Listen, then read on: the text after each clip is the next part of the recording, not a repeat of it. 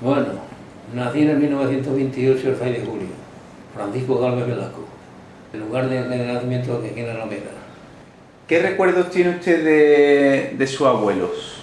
Hoy tengo unos recuerdos, aquellas personas, nosotros pasamos mucho, pero aquellas personas pasaron más todavía que nosotros. Porque nosotros, por ejemplo, éramos 8 hermanos y ellos eran los que estaban pendientes de la casa y del malestar que teníamos antiguamente, porque antiguamente las personas que cuando se terminó la guerra, que no había pan por ninguna parte, ni había comida ni hielo, si te salías al campo y podías robar cualquier cosa que podías robarla, sin miramiento de ninguna clase, porque entonces no había miramiento, porque la vida vino así de esa forma y claro, se exponía uno a que lo castigaran, porque entonces el castigo era demasiado duro. Su abuelo, por situarnos un poco y por ir que me vaya contando un poco la historia de ellos, si conoce algo, ¿por parte de su padre o de su madre, de los que me está hablando ahora? De mi madre. De su madre. ¿Cómo se llamaban? Carmen. Carmen, su abuela, y su abuelo. Y mi abuelo Adé. ¿Eran personas a qué se dedicaban? Ellos se dedicaban al campo. Al campo, ¿no? ¿Jornalero o...? No, jornalero. Jornaleros, ¿no? Jornalero. ¿Qué trabajo desarrollaban? Si lo sabe o lo recuerdo, se lo han dicho. Pues en el campo de todo, porque en el campo pues cavar pies, cavar linde, segar, todo lo que se refiere en el campo, todo lo que hay hoy de maquinaria, todo lo que hacía la maquinaria hoy, lo está haciendo la maquinaria hoy con nosotros. Se hacía antiguamente a mano. Antiguamente pues era con la mano, era con las manos y ya está. Y no había otro tema nada más que ese, porque entonces la maquinaria no existía y entonces no había nada más que eso. ¿Su abuela también trabajaba en el campo? Sí, entonces trabajaba todo el mundo. Era ama de casa y a la vez... Ama de casa, pero cuando había trabajo para las mujeres, por el invierno, por ejemplo, que el invierno pues se abría, el trabajo se abría y al campo, desde niño. Yo me acuerdo de niño que yo me iba al campo y llevaba unas espargatillas blancas con las suelas de goma rotas, porque no tenía para otra cosa. Y si caía nieve, pues caía nieve, y si hacía frío, pues hacía frío. Eso había que pasarlo porque no había otro camino. ¿Estos abuelos de los que me habla eran personas que sabían leer y escribir? No. Eran analfabetos, ¿no? Eran analfabetos. Antiguamente eso era lo que asistían. ¿Tenían algún tipo de educación religiosa o eran personas religiosas? No. ¿Le contaron alguna vez su abuelo si tuvo relación con ellos, el tipo de juego, de ocio, de divertimento que tenían ellos? No me contaba nunca, porque como entonces estaba tan mal, porque para contar estas cosas tiene uno que a veces divertir un poco, haber pasado una vida un poquito más arreglada, como por ejemplo ahora van a donde quieren y hacen lo que quieren y tal, y por aquello entonces no, del trabajo a la casa y de la casa al trabajo y ya está yendo lo que había. No había más, ¿no? No había más, porque yo me acuerdo cuando yo era más grandecito, que ya estaba en la escuela, aunque tuve muy poquillo tiempo de la escuela, porque yo me enseñé a leer y escribir un poquito a la luz de un candil, en un cortillo. Y tengo una poquilla experiencia en eso, porque ellos me contaban muchas cosas de las que yo no podía acordarme porque eran demasiado pequeños. Y la vida que tenían ellos pues era una vida muy mala, porque cuando no hay dinero no hay de nada. Y así pasaban las criaturas, Me habla de trabajo en el campo, pero por especificar, ¿qué era lo que más de lo que más se podía vivir aquí en este pueblo, en Alameda, trabajaban sus abuelos, por ejemplo? Pues hermano, era segando, cavando, escardando. ¿Y en qué condiciones se desarrollaban esos trabajos? Supongo que muy duras y muy precarias, ¿no? Sí, durísima. Y le decían al hombre, si lo quieres así, si no, mañana te quedas en tu casa. Y no había otra salvación, o sea que había que hacer lo que ellos querían. A las claras del día ya estaba trabajando, hasta que no se veía por la noche. Y esa era la vida de vivir estas personas. ¿Comían incluso en el campo? Sí, cuando podía uno llevar una poquilla de comida, pues se comía algo, pero muy poca cosa, porque primero que no la había, y segundo que lo que había era tan poco, pues que no no se cuadraba la vida con el hambre. A morir por Dios, y ya está en mi casa. En mis hermanos, yo me acuerdo de mis hermanos, que uno tenía 8 años y otro tenía 3 años. Y claro, yo era el mayor que había en la casa, y mirando las cosas bien, pues yo tenía que salir al campo a ver si me traía algo para comer algo. A ver, y es que yo prometí que pues, no tenían el estómago para comer lo que los demás comíamos, y se murieron de hambre. Esa era la forma de vivir que había antiguamente. Y a partir ¿Murieron de hambre su hermano? Sí. Aquí murieron muchas personas de hambre. Muchas, no lo digo porque era mi hermano. Ahora le preguntaré por esa historia, pero por seguir un poco cronológicamente en la historia de su familia, su abuelo, como me dice, desarrollan trabajos muy duros en el campo, de sol a sol. ¿Por aquello entonces tenía algún tipo de sindicación su abuelo? ¿Recuerda que le dijeran que, o como me dice, era trabajar jornada y no había ningún otro tipo de protección ni nada, ¿no? No. No existía ningún tipo. Entonces no existía sindicato ni había... ¿El salario cómo cobrarían su abuelo? ¿Lo sabe? Pues yo me acuerdo cuando me fui a trabajar, que yo me fui a trabajar con 11 añitos, y yo me acuerdo de que mi padre ganaba 5 duros. No, miento, 7,80. 7,80. Y a mí me daban 1 duro. O sea que yo hacía lo mismo que los demás, pero como tenía una edad tan pequeña, pues resulta que a mí me daban 1 duro. Y había que conformarse. Y había que conformarse. No había otra. Y no había otra solución. Por la época de su abuelo, que fue pretérita a la guerra y demás, ¿recuerda que hubiera aquí en el pueblo, en Alameda, conflictos laborales de los trabajadores? ¿Hubo algún tipo de revuelta antes de la guerra? Yo antes de la guerra no recuerdo yo por aquella parte, aquellas historias que había. Me contaba mi abuelo algo de cuando él era joven, ya casado pero joven, y me contaba algunas cosas pero claro, en la clase trabajadora, como habemos sido, como se suele decir, habemos sido tan débiles, por desgracia, no ha sido por otra cosa, porque por menos él no tenía la guardia encima, eso no había ninguna duda.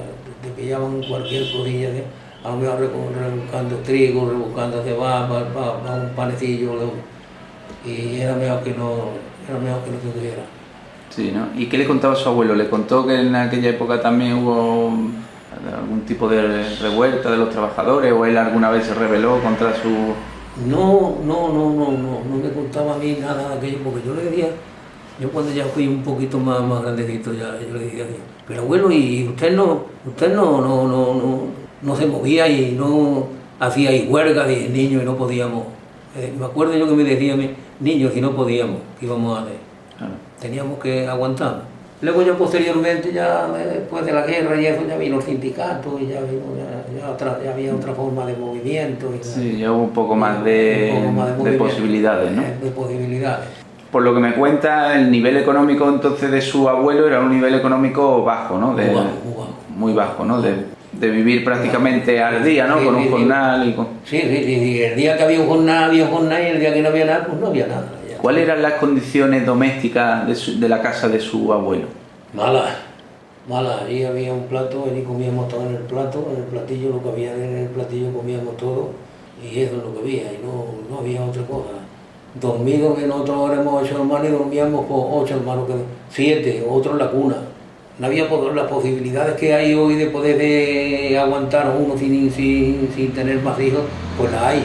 Hay sus medios y hay sus cosas, pero antiguamente no. Claro. O a lo mejor estaba trabajando en un cortillo que tiraba 15 días para venir a su casa a vestirse. A los 15 días le daban un día de permiso para que vinieran a vestirse. Medio día para acá y medio día para allá. Eso era por aquella fecha, que eso me ha pasado a mí también. Yo cogí también parte de eso. Y la casa era una casa en la que convivía su abuelo, pero también estaban sus padres. Sí, todo. Toda la familia, sí, ¿no? Todo. Una casa ¿qué dimensiones tenía? ¿Era grande? Muy poca. Sí, ¿no?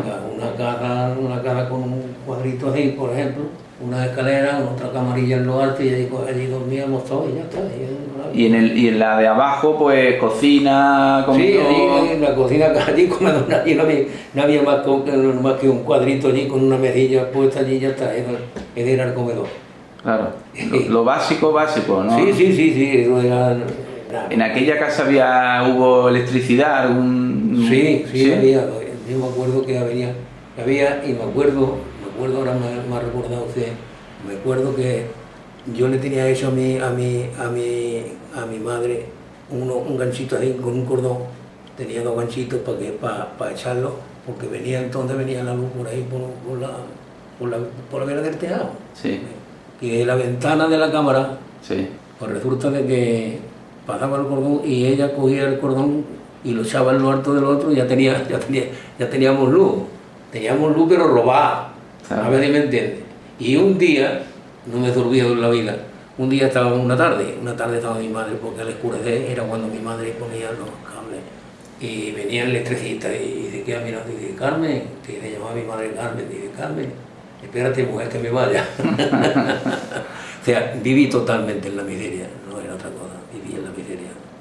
¿Electricidad tampoco? ¿En qué año entró en el pueblo? O bueno, ¿en qué año podía haber ya electricidad? Bueno, había...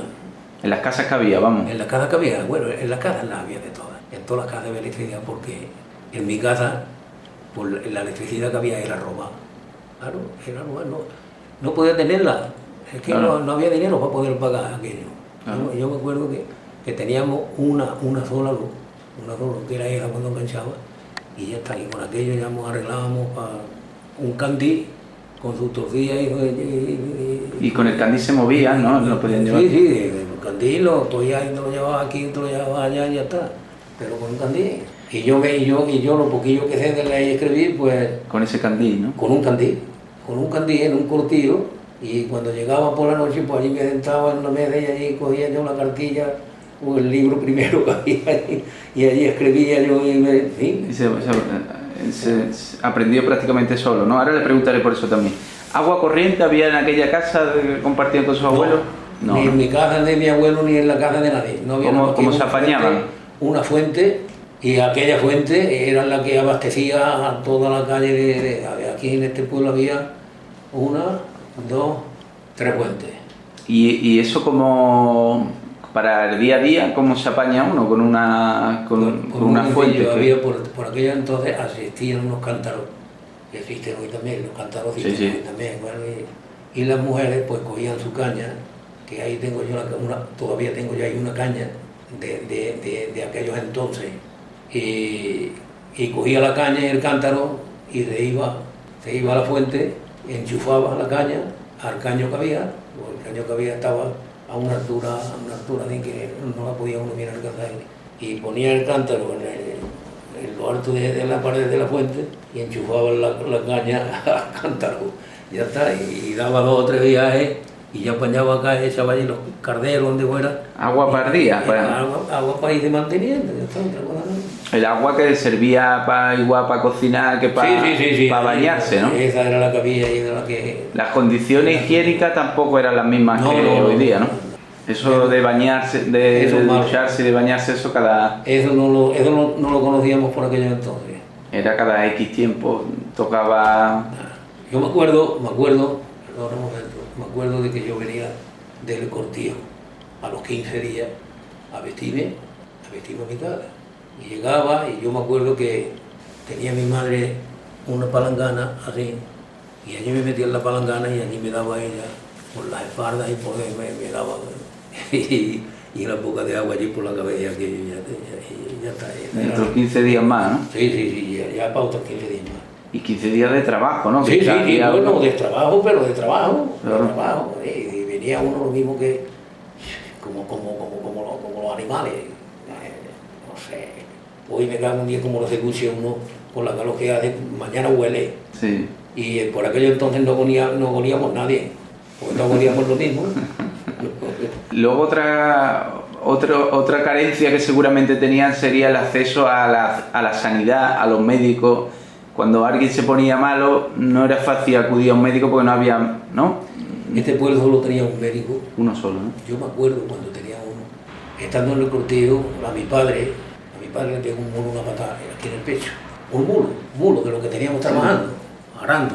En vez de tractor, un mulo, porque entonces no existían los tractores, no existían. Claro. Un mulo. Y le pegó aquí una patada y le puso todo el pecho negro, morado. Entonces había un médico aquí y llegó y le dijo, fíjate cómo me ha puesto un mulo. Lo estuvo mirando un médico y dije, pues, la medicina que hay para eso, para curarte esto, la tienes tú en el campo. Pues dime la medicina que es, la hierba que es. Dice, coge una poca de artabaca, la hierve, le echa una poquita de edad y la hierve. Y paños de artabaca, y los paños de artabaca, pues esa fue la que curó a mi padre. ¿Y lo curó? ¿Y se curó? Totalmente. Con paños de artabaca.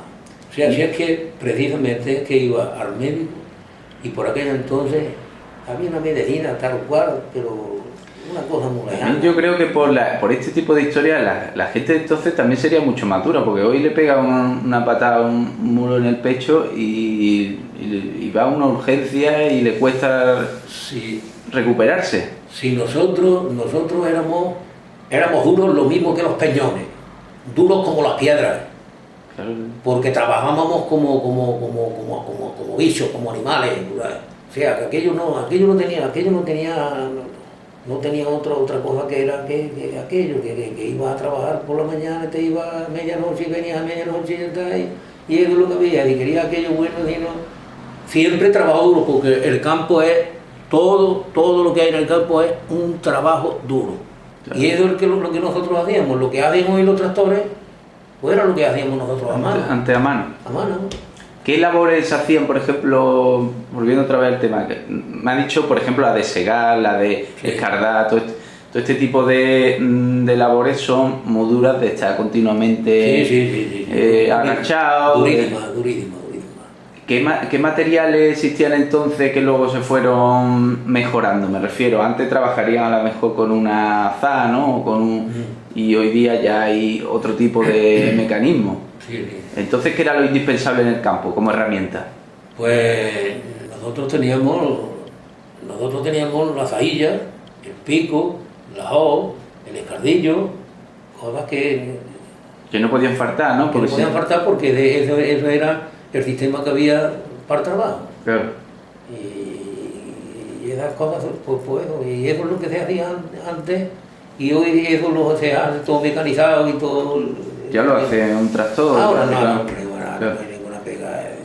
Los olivos, coger las aceitunas y todo eso, hoy ya eso no tiene ninguna sentido. No, los olivos ya con las vibradoras y con todo este tipo de. Sí. Ya es que ya no existe ni persona cogiendo aceitunas. No, ya no hace falta cogerlas porque los telones que hay son tan grandes. Antiguamente pues llevábamos una sábana, como la sábana de una cama, por ejemplo, y eso es lo que metía allí y eso es lo que cogía, pero luego después por de fuera que había una cantidad de más de afuera que de dentro. Claro, también se perdía mucho, ¿no?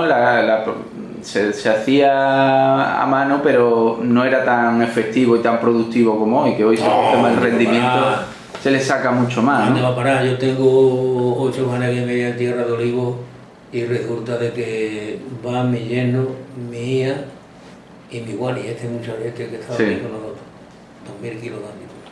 Bueno, pues ahora resulta lo siguiente. Antiguamente, para coger 60 kilos de aceituna una persona, 60 kilos una persona, pues eso era... No va más. Aquello era un escándalo. O sea, que cundían un poquillo. Primero, que cundían un poquillo, y segundo, que es que no te dejaban tampoco, porque no querían que te dejaran ninguna atrás ni adelante, siempre y cuando de que fuera de estajo. Si era por cuenta, la aceituna tenías que coger toda. Si era al sueldo, entonces ya no te decían nada. Ya, venga para adelante, venga para adelante, La aceituna también antes daría menos rendimiento también porque existían menos productos para echarle al olivo, ¿no? Y para... Entonces, Por aquello entonces no había productos. Aquellos entonces... ¿Cuál era el abono que había? Se le echaba... Por aquellos entonces el estiércol. El abono pues no existía por aquellos entonces. Luego ya después más adelante sí existía ya. ¿Y se metían bestias para arar los campos de los olivares o cómo se hacía, por ejemplo, para? Sí. Sí, ¿no? No. Con bestias, ¿no? Sí, con mulos, una yunta. Yo me he criado con una yunta de mulos en el campo arando, mi padre. ¿Cuántos mulos llevaba una yunta? Una yunta, Dos, ¿no? y uno bien lo harto, y amarrado aquí. Y una persona detrás y dirigiéndolo, ¿no? Sí, claro. Los mulos son animales que son muy obedientes, ¿no? Sí, y eran muy duros también, ¿no? No, pero obedientes y duros como piedras, claro, y eso es lo que había, lo que había, para los mulos y para los otros. Claro. Un borrico, por ejemplo, un hombre tenía un borrico, como fuera apañado un borrico y venía del campo de trabajar, pero con una carga de leña también para los hartos, para el horno que hacía el pan. Que había ahí un movimiento, ¿no? El borrico se fue perdiendo, ¿no? En el campo, ¿no? Sí. Porque era más testarudo que se perdía más. El mulo se fue imponiendo, ¿no? El mulo se fue imponiendo, pero el borrico fue a menos, y ya. Aquí en el pueblo me parece que me parece que no hay ninguno.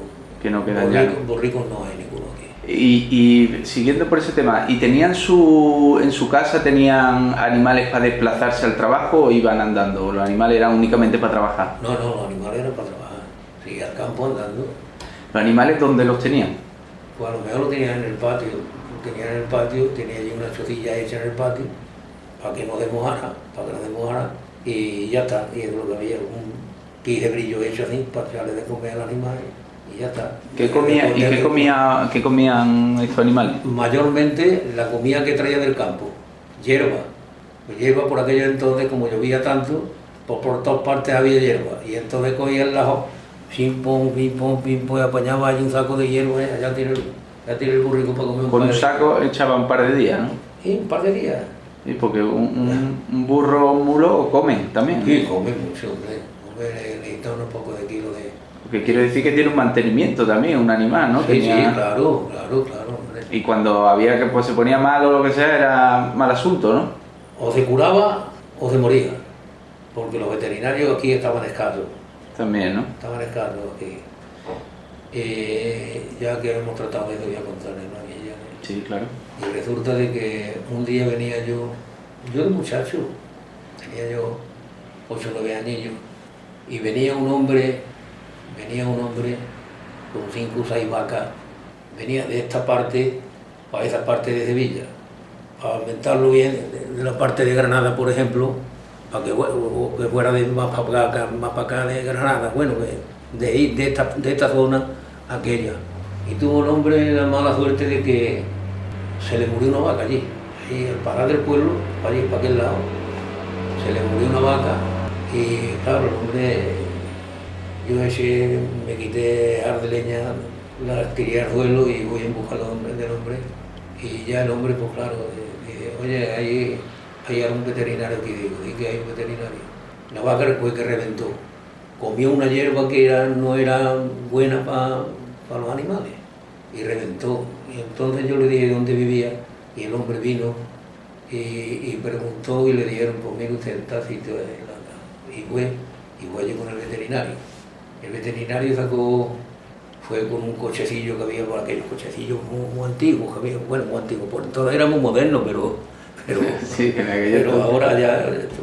Y llegó allí y la estuvo viendo y dice, esta vaca no tiene nada, esta vaca está reventada. La abrió así un poco y le dio el estómago perforado. Pero aquella vaca, digo el veterinario, dice, esta vaca se la puede comer todo el mundo, esta vaca no le pasa a nadie nada. Me cago en la leche. Cogí yo mi jar de leña, el hombre ya después, y cogí el hombre, el veterinario le rellenó allí un papel para justificar lo que... Y yo llegué a mi casa y cogí el portón de la aceituna, que era gente grande. Y lo cogí, me lo eché, me eché a cuenta con una navaja que tenía ahí, y pillé, y fui donde estaba la vaca, y me trae los 2 lomos de la vaca que no estaba en mi casa. Se lo comió, ¿no? Vaya, bueno, que lo comió. Y no le pasó nada, ¿no? No, pero verá, es que resulta lo siguiente, es que yo llegué allí con los 2 lomos y cuando vieron aquello en la calle, a los 10 minutos ya no había vaca. Y todo el pueblo, toda la calle, en plan, y ni a huesos, ya no era nada más que los huesos allí. O sea que, y la vida que había era Era un desastre. Porque comer carne de ese tipo, carne de vaca, por ejemplo, era muy poco habitual. ¿Qué era lo que se podía comer de carne, por ejemplo? ¿No? Supongo que no era fácil comer pollo, como hoy se come pollo cualquier día. O... Eso no se conocía. Habría quien tenía a lo mejor 4 o 5 gallinillas para los 4 huevos que podía, pero ya está.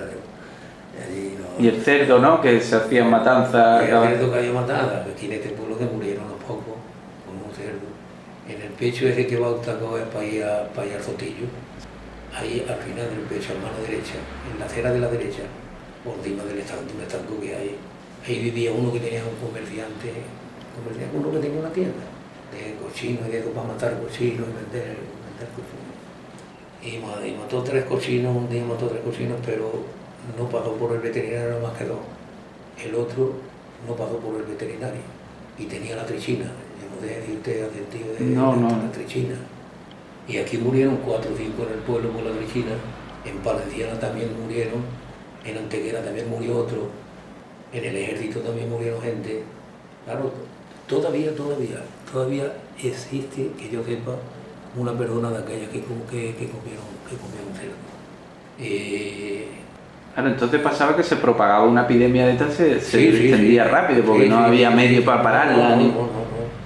El veterinario, es que el cochino sabía que estaba enfermo. Y lo malo que tuvo es que vendió los otros 2 reliados con ese enfermo. Claro, entonces vendía la carnecilla, la vendía como podía y eso, y total, que aquello estaba contaminado. Y ahí murieron las criaturas. Y murió gente por ahí. Sí, murieron unos pocos, y él se lo llevaron a Málaga. Pero no metieron la carne ni nada. Era de perra y no le pasó nada. Le voy a preguntar también por su abuelo, si le contaron alguna vez cómo se casaron. Si se lo contaron. Eso, el contaba mi abuelo a mi suegra, se la llevaba. Mi abuelo, yo me acuerdo que mi abuelo no creía en la cuestión de la religión, no creía. Decía que aquello era mentira, todo. Y se casaban. Y luego después cuando... En aquellos tiempos casarse así también fuera de la iglesia era como señalarse, ¿no? Era un poco reverdía, no estaba... Sí, bueno, pero eso lo criticaba aquel que era religioso. Claro. Pero el resto no. Claro, entre las clases populares no era tampoco una cosa... Estaba viviendo con otras mujeres y ya está, ¿no? No, vivía y ya está. Y cuando les parecía, pues echaban las bendiciones y iban al juzgado, como ahora, por ejemplo. Y había un juzgado, y llegaban al juzgado y su abuelo no se llegó a casar, sino que fue un día a un juzgado y se apuntó como... No, llegaron a casarse. Sí, ¿no? Fueron a la iglesia, ¿no? Que antiguamente no existía eso, no era con tanta parafernalia como ahora, ¿no? Porque hoy yo me acuerdo que ha habido personas que no se han casado, de mi edad, por ejemplo, y luego se han colocado en una fábrica y no han podido cobrar los subsidios de los muchachos, que esas cosas eran las que pasaban. Claro. ¿Y cómo se conocieron? ¿Se lo contaron? ¿Su abuelo? Pues mi abuela,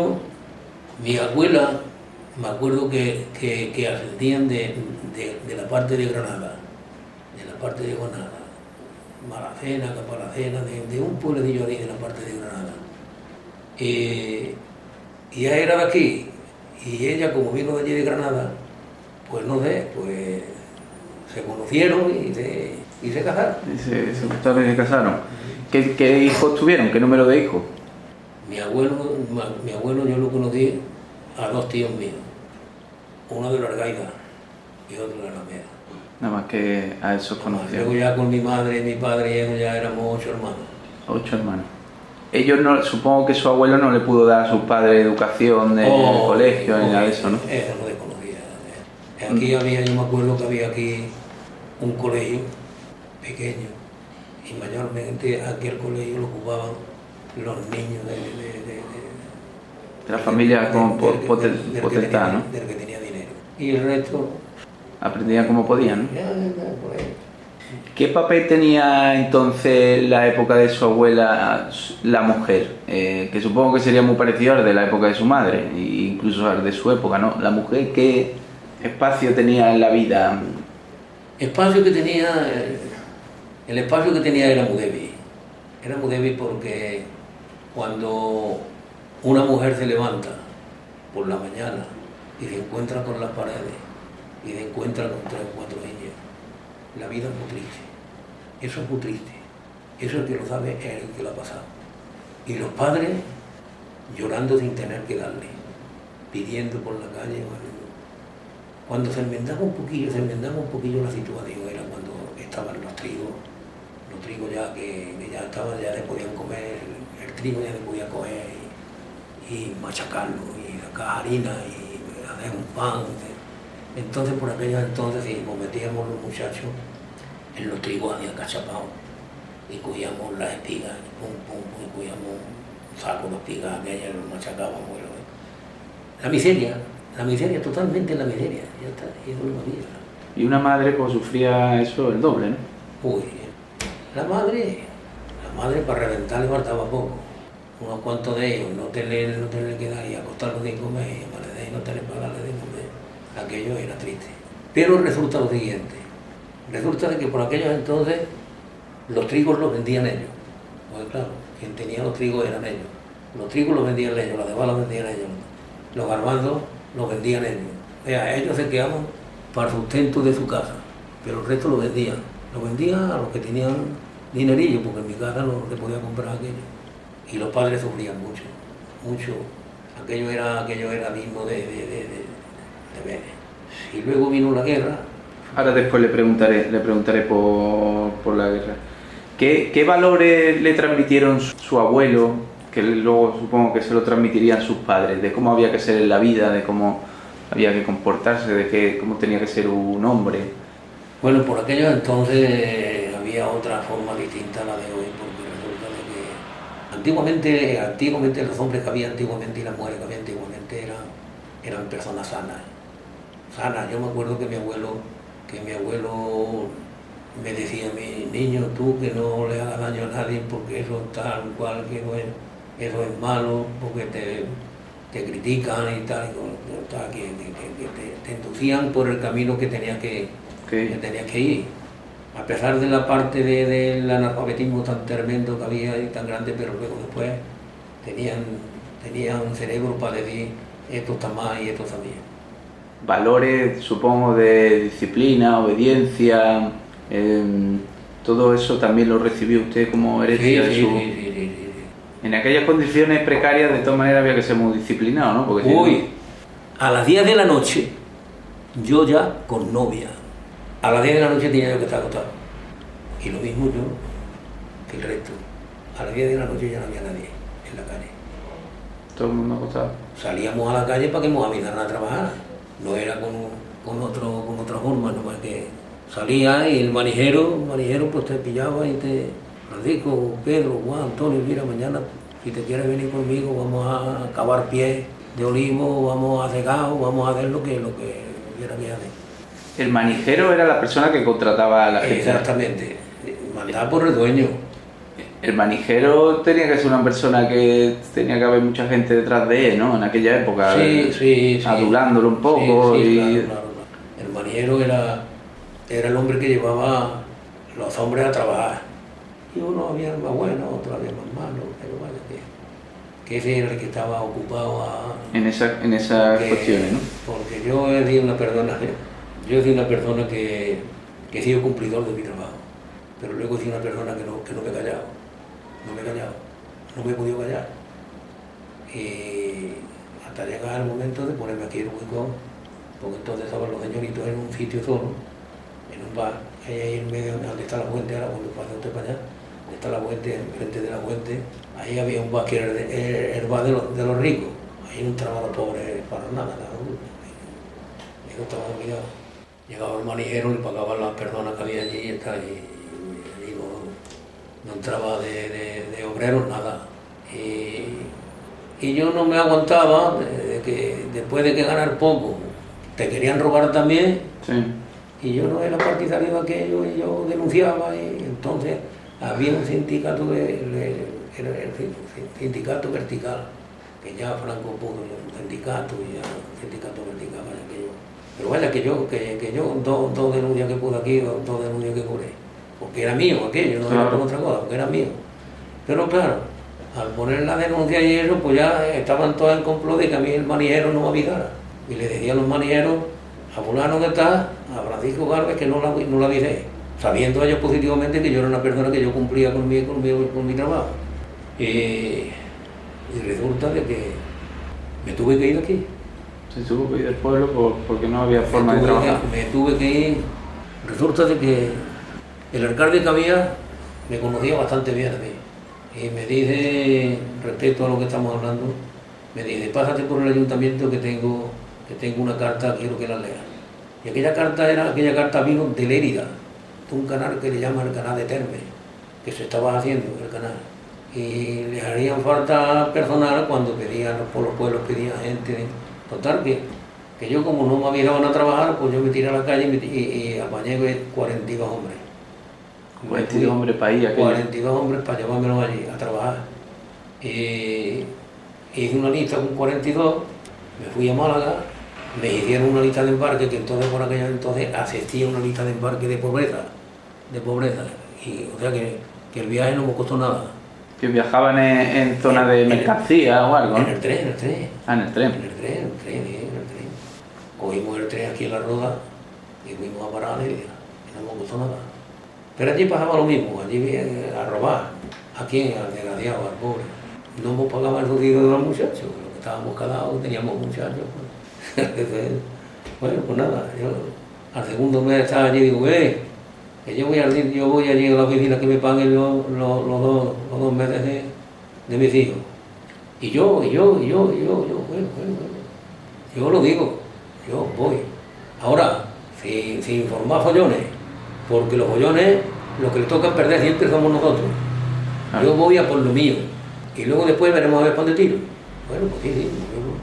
Y otro grupo que había allí también vinieron, total, que nos pagaron aquello.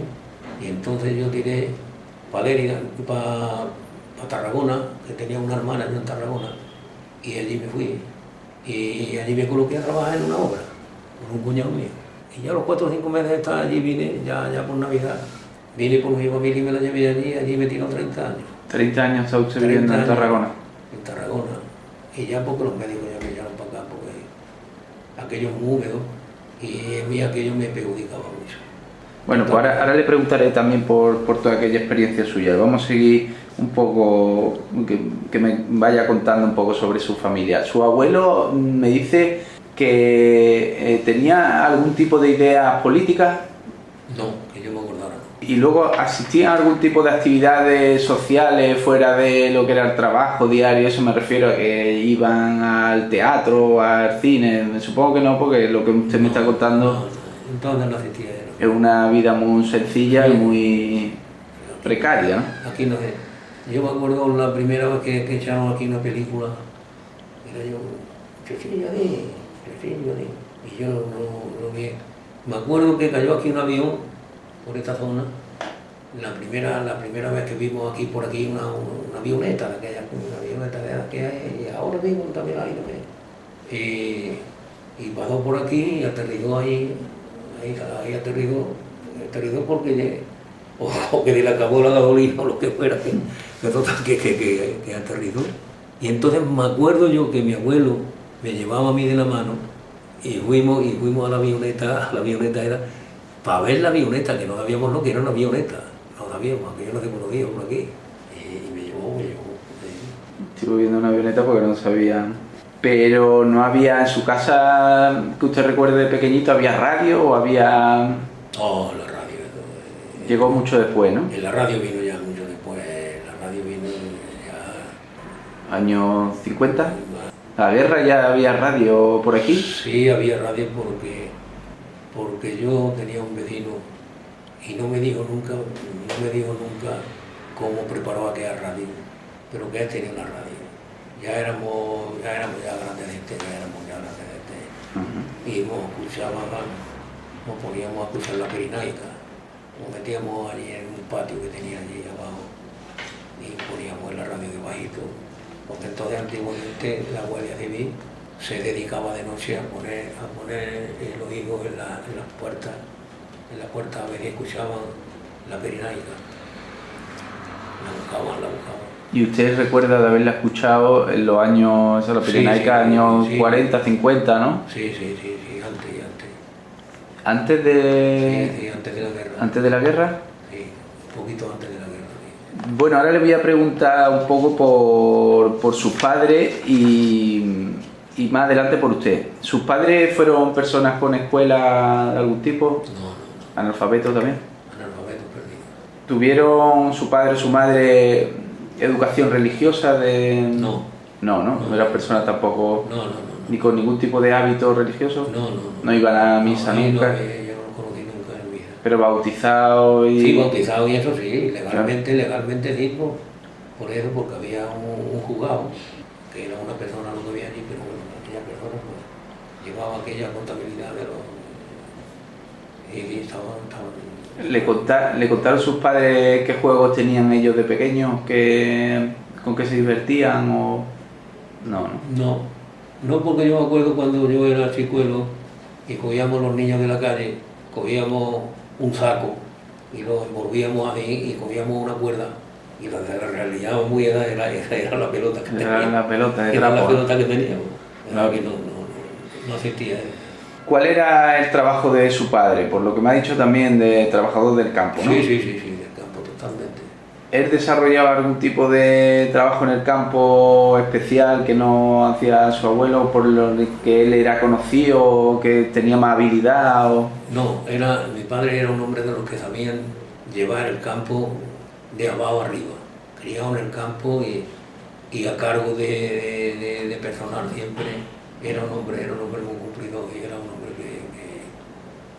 Cuando dice que lo conocía todo el campo, se refiere a que sabía cuando era época de regar, de plantar, de recoger, de todos los tipos de cultivos que se dan por aquí. Todo. Sobre la cuestión de los cultivos lo había él todo de memoria. ¿Por esta zona ha habido algún tipo de cultivo especial, diferente al de otras? Me refiero, yo lo que sigue habiendo son olivares, pero no sé si además de olivo y de trigo y de este tipo de cosas, había algún tipo de plantación que se diera aquí, que a lo mejor supusiera algún tipo de comercio especial. No. Aquí no existía eso, aquí no existía nada más que lo que se criaba en el campo. Yo aquí otras cosas no había. ¿Ganadería, por ejemplo? Ganadería, por ejemplo, si había alguna persona que tenía un cochino, era lo máximo que podía tener. Pero que no había granja, por ejemplo, de... No, eso no existía por aquí entonces. O sea, la industria básica era el campo, el aceite, el aceite que sacaba, los cereales, ¿no? Los cereales que se cogían trigo y cebada y en fin, cosas que asistían por aquellos entonces para poder comer algo. Huerta, supongo que habría, ¿no? Bueno, aquí había una huerta y esa huerta ha durado muchos años, ya no hay huerta ahí. Las condiciones en las que se desarrollaba el trabajo de su padre supongo que serían muy parecidas a las de su abuelo, ¿no? Sí, eran, claro, del campo. Jornalero, de sol a sol. De sol a sol, ya está. Si nunca lo vería usted, ¿alguna vez tuvo vacaciones? Por aquello entonces no existían las vacaciones. No existía eso. No existían las vacaciones, no existían las vacaciones, porque yo me acuerdo que llegaba un domingo, voy a hablar de los cortijos mayormente, que no. Cuando llegaba la feria, por ejemplo, y yo estaba en el cortijo, pues yo no podía tener en los tres días de feria o los 4 días de feria, no podía estar nada más que uno. Un día de feria iba que chuto para allá otra vez. Y quería. ¿Y cómo eran las ferias de entonces? ¿Cómo era la feria de aquí del pueblo? La feria del pueblo, pues aquí 4 turneros que venían, y luego la corrida de caballos de cinta, que eso lo tenían mayormente los ricos, porque los caballos, el ganado lo tenían mayormente los ricos, y ya está.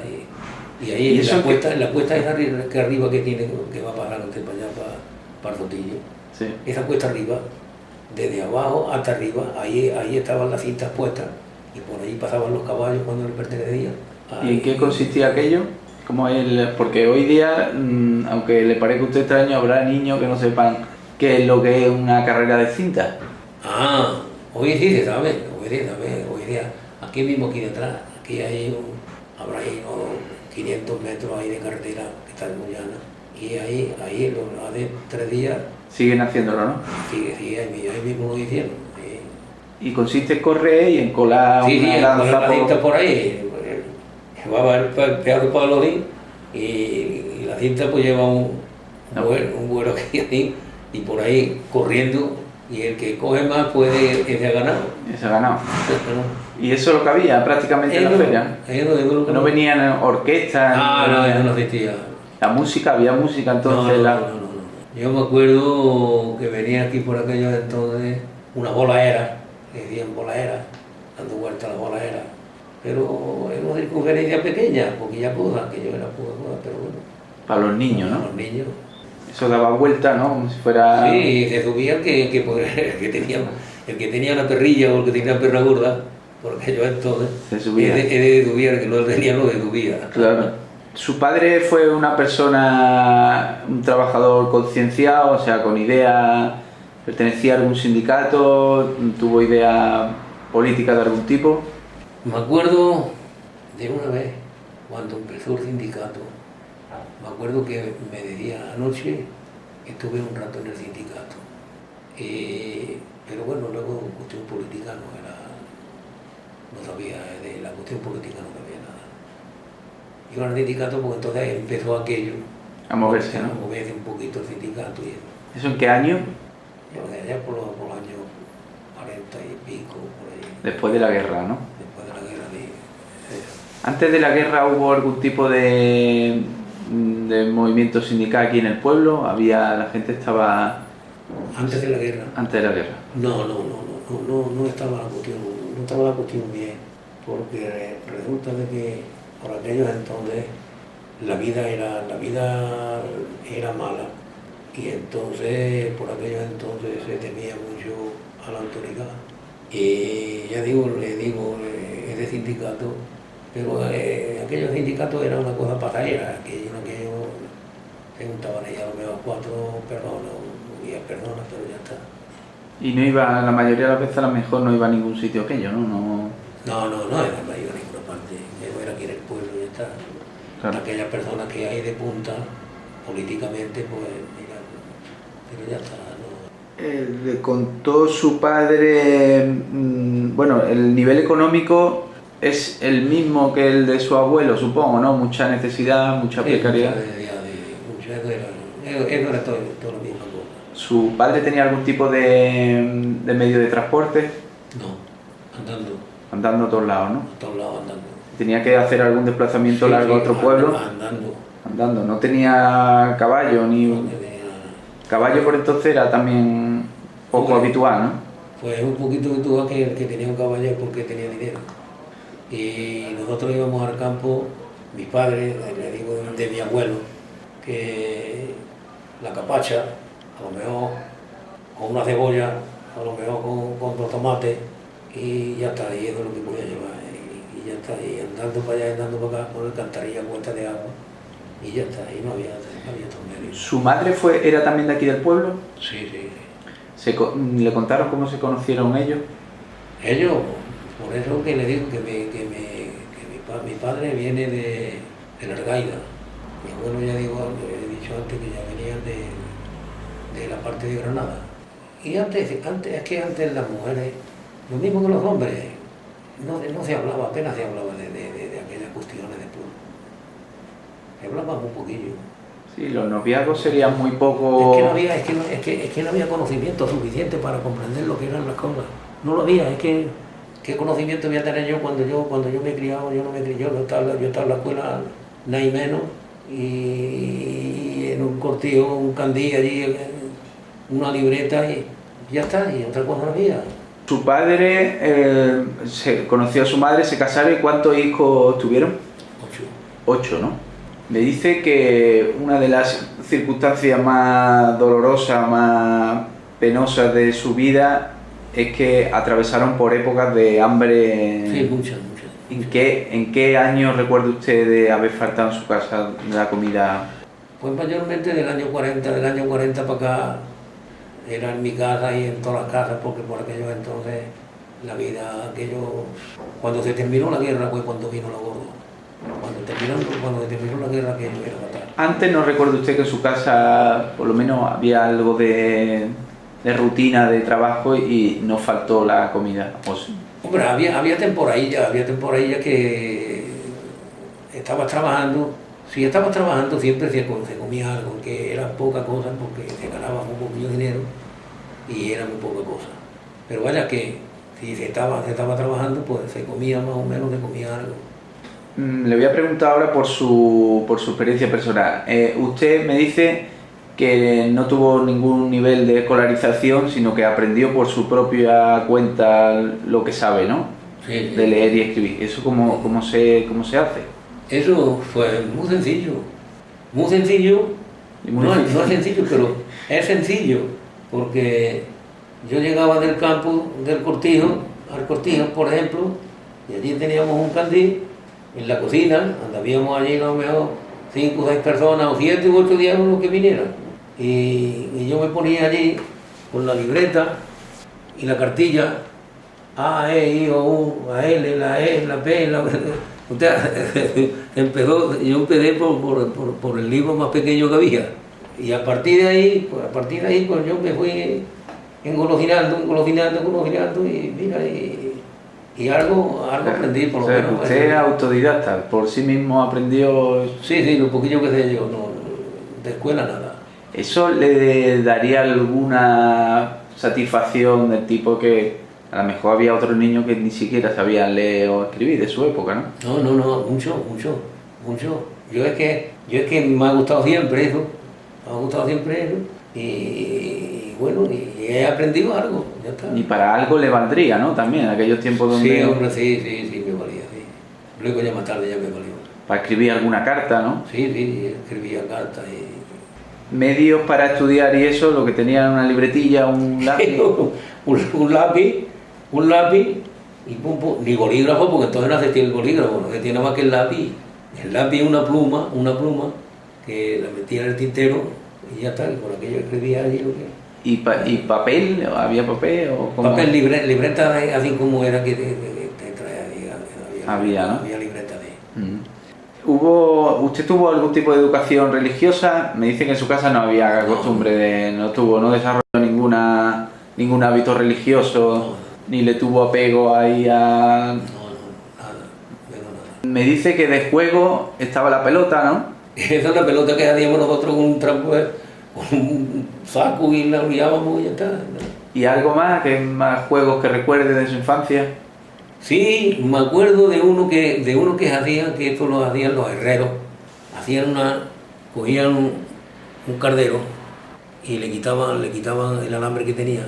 Me acuerdo que entonces los herreros lo pegaban. Y era una rueda para robarla a los niños. Y hacían un gancho de alambre, tenía un dedo ahí y la rueda iba metida por aquí y con eso corríamos los muchachos. Y corrían con la rueda, la llevaban Sí, los palos. por la calle íbamos con la rueda esa. O sea, eran juegos muy rudimentarios. Sí. Cuando jugaban al fútbol, a la pelota y eso, era porque tenía referencia de los equipos de fútbol que había. Hombre, por entonces el fútbol asistía. ¿Y cómo se enteraban no había manera de saber? No había de eso ya. Ni aquí había campo de fútbol, ni aquí había nada. Aquí jugábamos los muchachos en la era donde se sacaba el trigo y la demás y los garbanzos y eso. Y ahí íbamos los muchachos, poníamos una piedra aquí, otra aquí, y esa era la portería. Esta otra cosa. ¿Y recuerdos de niños de ver imágenes de fútbol o de escuchar partidos o de verlo en los periódicos? No, por aquello entonces. Sabíamos que había fútbol, pero ni había televisiones, ni había nada, por aquello entonces no se conocía. Le llegaría historias del Madrid, ¿no? De la época. Sí, bueno, pero eso fue más adelante también, ¿no? Eso fue más adelante. Dice que bueno, que desde pequeñito estuvo complicada la cosa en casa. ¿Desde qué momento usted tiene que incorporarse al trabajo para ayudar en su casa? Pues desde que era un niño. ¿Desde que era? ¿Con cuántos años? Era un niño, con 7 o 8 años ya estaba yo en el campo pintando garbanzos, por ejemplo. ¿Pintando garbanzos qué exactamente? Es una cosa muy sencilla, es un canasto o una puerta. Mi padre llevaba la yunta y yo por detrás, el surco que iba abriendo la yunta con el arao, yo iba echándole los armandos. Para que quedaran para allá los... Claro. Fermina. Claro, como hacía un surco, yo le echaba alrededor, cuando venía para atrás lo enterraba y me abría otro surco. Eso es pintar garbando. Eso es pintar garbando. ¿Qué más cosas hacía de pequeño? Porque claro, de pequeño no le podían encargar cosas muy trabajosas, ¿no?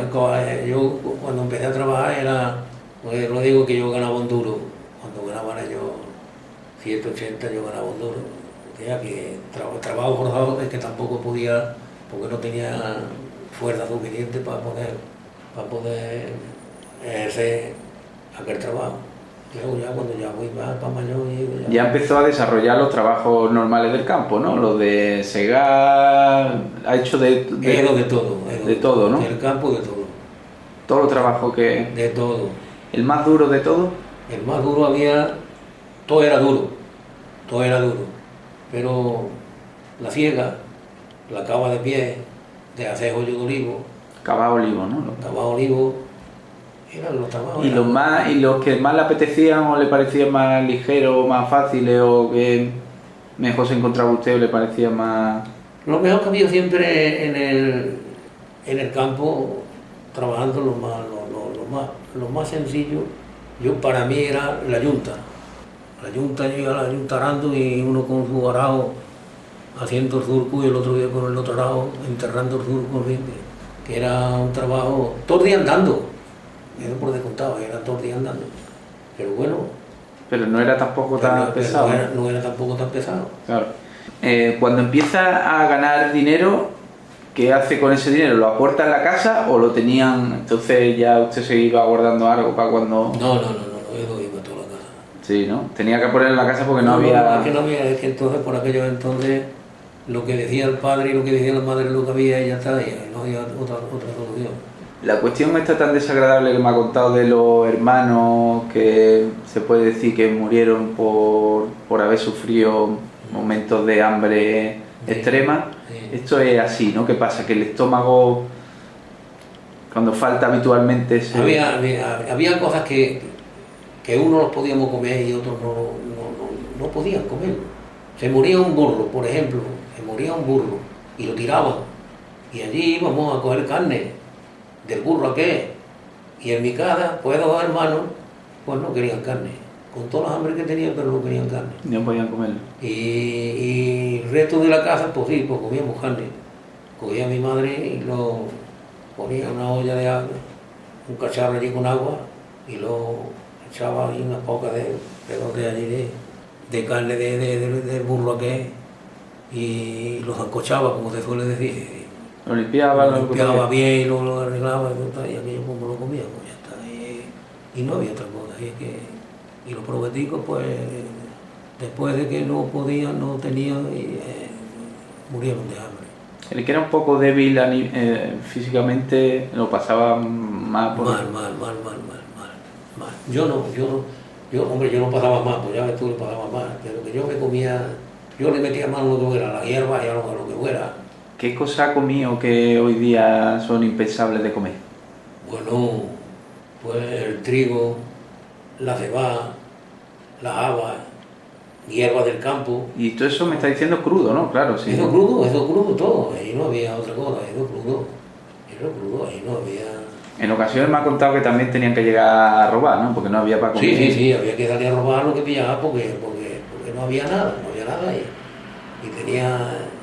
Yo mismo, mi madre, cuando tuvo mi hermana la más pequeña, pues parió y en la casa pues no había para comer, Y entonces yo me cogí un saco y lo metí y me pillé, me salí por allá y pasé por la puerta un cortillo y me robé 2 gallinas y me las traje y ya está. Tuve la suerte de que no me vieron. Me hubieran visto, me las como con pluma y todo. ¿En alguna ocasión tuvo algún encontronazo con la Guardia Civil o con la autoridad o con alguien de...? No tuvo... Nunca. Porque al que pillaba lo pasaba mal, ¿no? Oh, el que pisaba el cuartel es mejor que lo cogiera el tren. Mejor que lo cogiera el tren. ¿Recuerda casos que le contara o que supiera? O que... No, que supiera, claro que supiera. Aquí hay un amigo mío con una tía china, ¿sabes lo que es una tirachina, no? Sí, sí. Una tirachina. Se entró ahí en un molino que había ahí, que los palomos eran del molino, los palomos no eran de nadie. Y fui a tirarla allí y lo vieron y lo llamaron al cuartel. Lo llamaron al cuartel y le pegaron una paliza y lo mataron. Que fue a venir a matar un palomo para que me dieron. Y le pegaron una paliza y lo mataron. Lo mataron. Lo llevaron al hospital. La familia se quedaría... Coño, la familia de mi quinta era. Y ahí, en un cortillo... ¿Cómo se llamaba aquel hombre?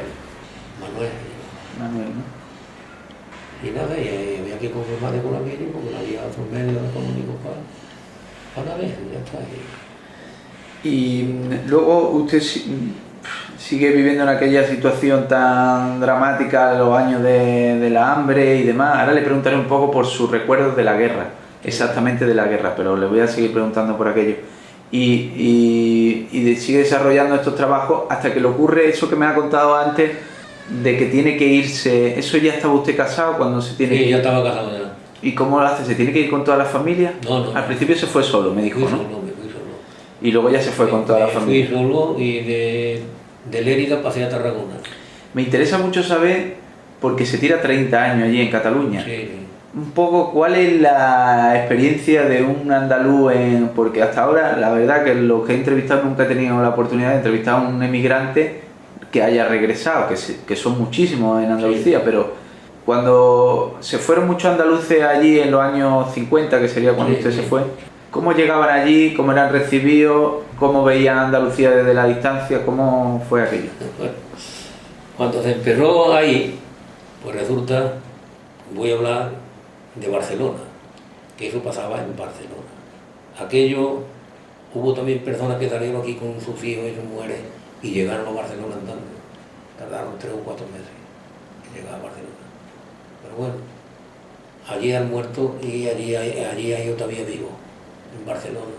Pero había una cosa de que, claro, como iban de este pueblo, de aquel pueblo, de estos pueblos, a Barcelona, venga, a Barcelona, Barcelona, que ya los de los llevaban a actividad o qué, y cuando apañaban un tren, los metían en el tren, venga, para Andalucía otra vez. ¿Y los devolvían? Y los devolvían, porque había una cantidad tan tremenda de que era imposible de que hubiera trabajo para tanta gente. Se conocía de que había algo de trabajo, algo de la cuestión de fábricas y cocinas.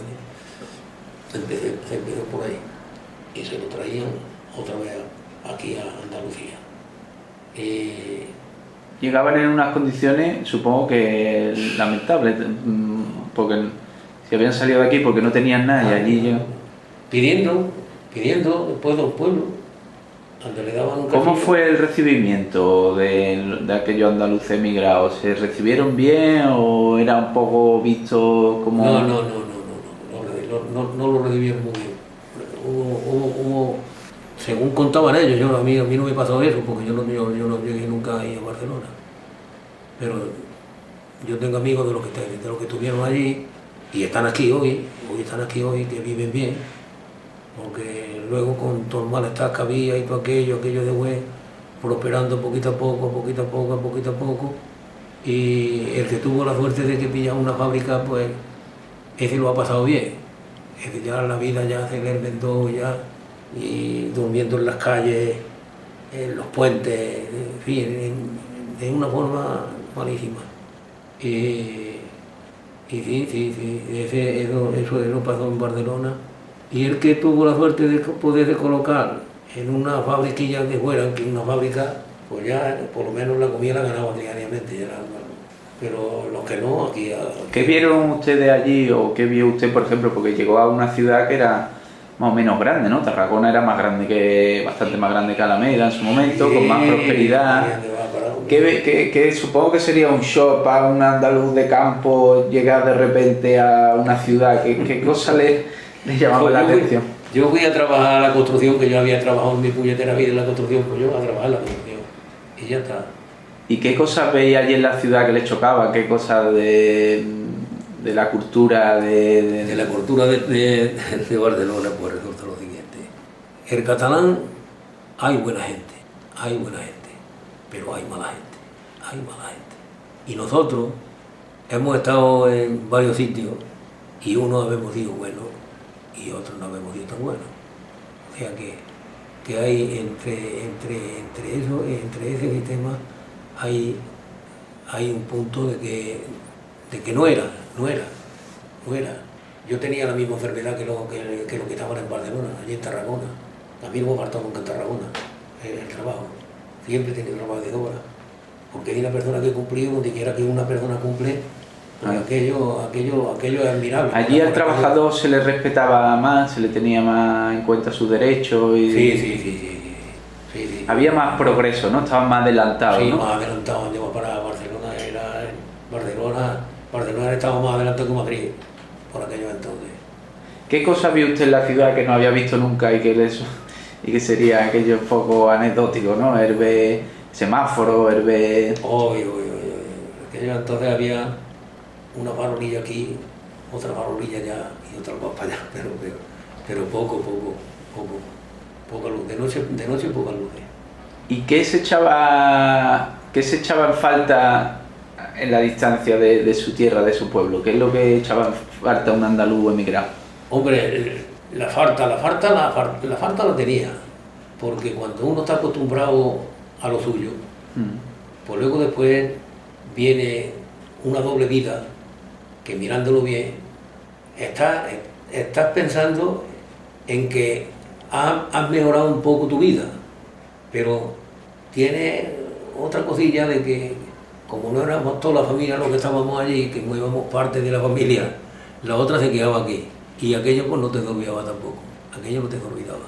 Pero digo, de la cultura, por ejemplo, de la forma de ser de las personas... De la cultura, el que se metía allí a trabajar donde quiera que fuera, los niños ya estaban en el colegio.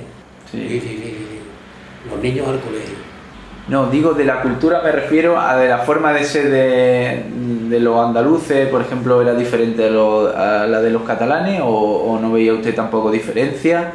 O luego las costumbres, pues no sé, aquí a lo mejor somos más festivos y allí la cosa era más trabajar y a la casa. Allí el catalán es muy suyo y seguirá siendo toda la vida suyo. A ver si me entiende. Que lo que en Cataluña hay es del catalán, lo dicen claramente. Hay muchas personas que se han casado allí, que los hijos son catalanes, y esos niños se están criando con catalanes y piensan de distintas formas que piensa su padre, porque es catalán, claro. Es catalán, que ha nacido allí y es catalán, y está pues a favor del catalán, y no está a favor del padre. Cambia la mentalidad. Cambia la mentalidad. ¿Se echaba mucho de menos la tierra? Sí, se echa de menos porque hay una forma, en Cataluña hay una forma de ser, de que no es esta que tenemos nosotros aquí, esta es muy distinta. El catalán, como no le cuadres, no te mira, siendo buena persona, a veces me entiendes, siendo buena persona. Pues yo he estado allí 30 años, yo me llevaba con los catalanes muy bien, porque yo he sabido trabajar. Cuando se tira unos 30 años en un sitio usted se sentirá también catalán, ¿no? En cierto modo, ¿no? No me siento catalán, porque resulta lo siguiente. Yo cuando me fui de Lérida a Tarragona, yo llegué allí a un pueblecito que estaba haciendo que no había nada más que 108 casas, de Benamejí y de Valenciana. Luego ya empezaron a ir viniendo, y hoy tiene ya 10 o 11.000 habitantes. Bueno, pues allí no se puede aprender el catalán, porque allí, en ese pueblo sí hay 3 o 4 familias catalanas en todo el mundo. Allí no hay nada más que andaluces, y lo que habla es el andaluz. Sin embargo, el que ha estado trabajando en la capital, por ejemplo, o ha estado trabajando en una fábrica donde no había nada más que catalanes, había que aprender el catalán obligatoriamente, tienes que aprender el catalán. Pero yo donde he estado no. Yo sé, hombre, sé algunas cosillas, siempre se aprende algo, claro. Pero ya está. Pero estuvo todo el tiempo con catalanes, más rodeado de catalanes que de paisanos suyos. No, de paisanos. De paisanos, ¿no? Y yo en la fábrica que estaba éramos 18 y no había nada más que 2 catalanes. ¿Y allí los andaluces se juntaban para celebrar cosas de aquí, de la tierra, o de...? ¿Había casas de Andalucía? Ahora sí, ahora están haciendo en el pueblecillo de que yo estoy. ¿Cómo se llamaba el pueblo? Buenavista. Y allí ahora se hacen fiestas ya como se estaban haciendo aquí.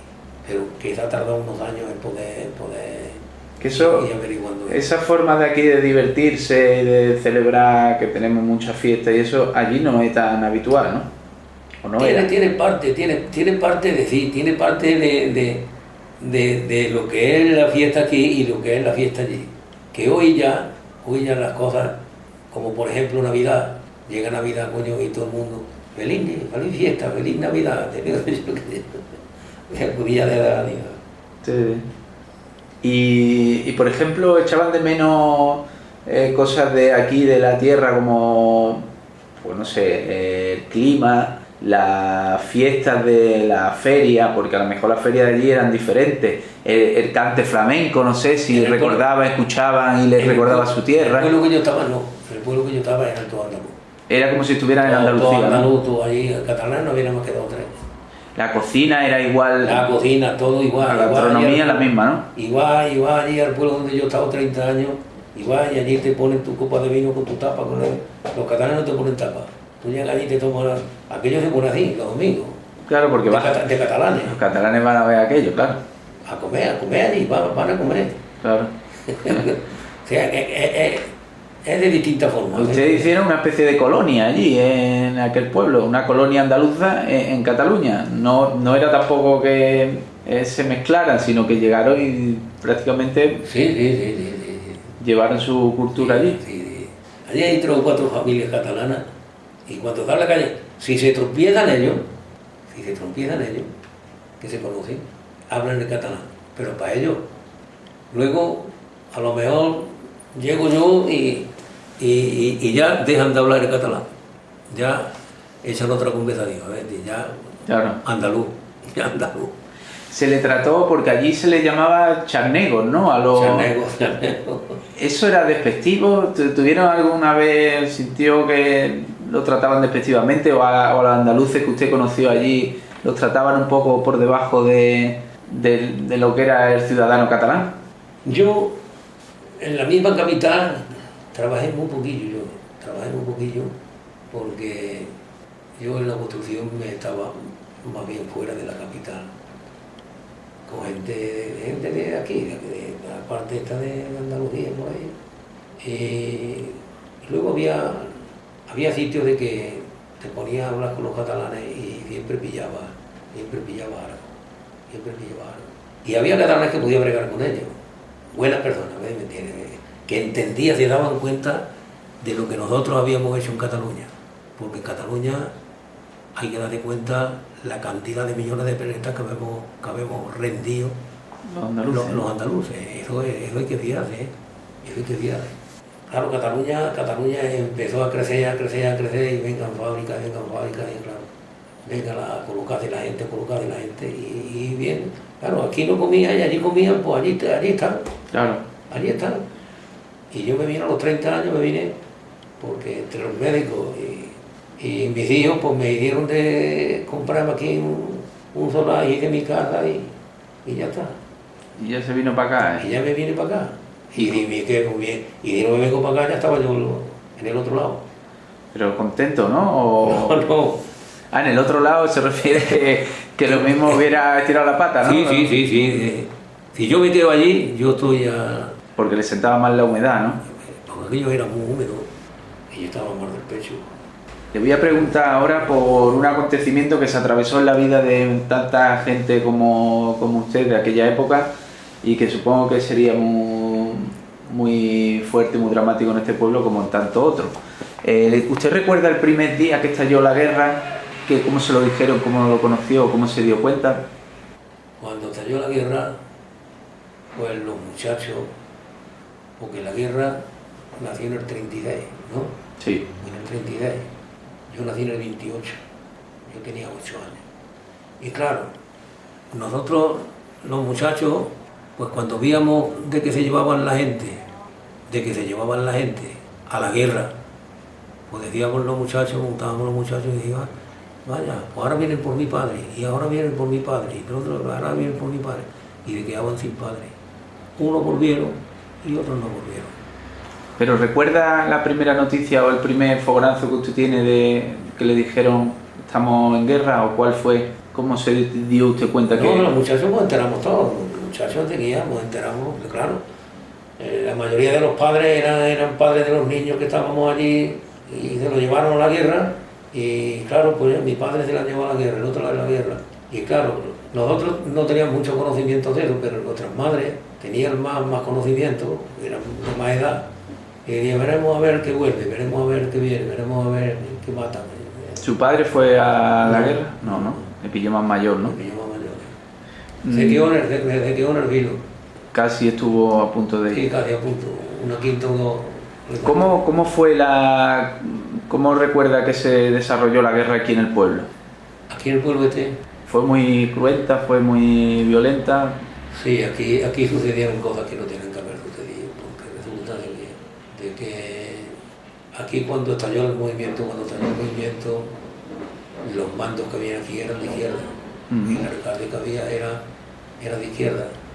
Y aquí se presentaron, yo me acuerdo, no puedo decir dónde eran, si eran de Antequera o eran de Puente de Nieve, aquí se presentaron unos cuantos a caballo y venían a matar a los ricos del pueblo, venían a matar a los ricos del pueblo. Le pegaron un teléfono al alcalde ahí en medio de la placeta de que hay en la fuente, a bajar al alcalde y usted de dónde va, y dice, nosotros matamos a todos los ricos del pueblo, y de que venéis a matar a todos los ricos del pueblo, y de eso los mato yo. Usted no matáis aquí a nadie. Esos los mato yo. A todos, no me queda ni uno. Así que ya se podéis alargar. Pero yo sé cuánto los tengo que matar. Y claro, entonces se tuvieron que ir. Y aquí no se mataron a nadie. No se mató a ningún señorito. Aquí no se mató a nadie. Aquí cuando mataron fueron cuando entraron a la derecha. Entonces fue cuando mataron aquí una poca de gente. De aquellos hombres inocentes que a lo mejor habían ido a lo mejor a robar una gallina o a robar un guarro o a robar un mulo, una cosa por el estilo, otra cosa no. Que aquello, tal como estaba la vida, tenía que haber sido perdonado. Y no lo perdonaron, y mataron a unos cuantos. ¿Cómo entraron aquí las tropas? ¿Hubo bombardeo antes? No, aquí vino antes una avioneta de edad y echó 3 o 4 bombas, pero no las echó dentro del pueblo. O sea que no las hicieron con cosas de hacer daño y nada de eso, porque daño no hicieron ninguna. Echaron 3 o 4 bombas y dieron una cosa fuera del pueblo y ya se acabó. ¿Había mucho miedo? ¿Recuerdan en su familia que hubiera miedo de salir, de irse a otro pueblo, de escaparse o de...? Sí, resulta de que mi padre era de la Argaida, como ya he referido antes. Entonces, resulta de que cuando vinieron las tropas para acá, pues nosotros nos salimos para allá y llegamos a la Argaida. Y allí nos quedamos en la Argaida, tuvimos una semana. Ya habían entrado las tropas aquí y entonces a la semana decía mi padre, dice, ya vámonos para el pueblo. Entonces vinimos aquí al pueblo, pero con mi padre no se metió nadie. No hubo ninguna represalia dentro de su familia, ¿no?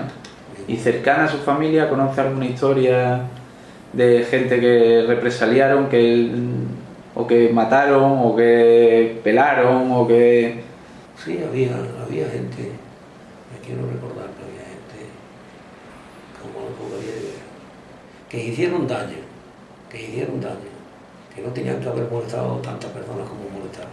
¿Y cuando entraron las tropas, entraron con la Guardia Mora, con los...? No, aquí no entró, entró la tropa que había en la guerra, la falange y todo eso que estaban. ¿Se quedaron mucho tiempo?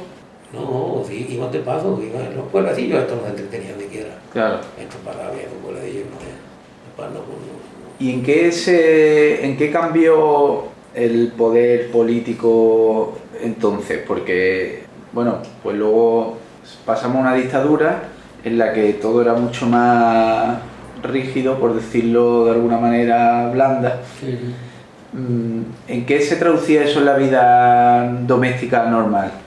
¿Tenía mucho más control de todo lo que hacían? Bueno, entonces este pueblo estaba por la derecha y aquí lo que mandaba la derecha es lo que de aquí.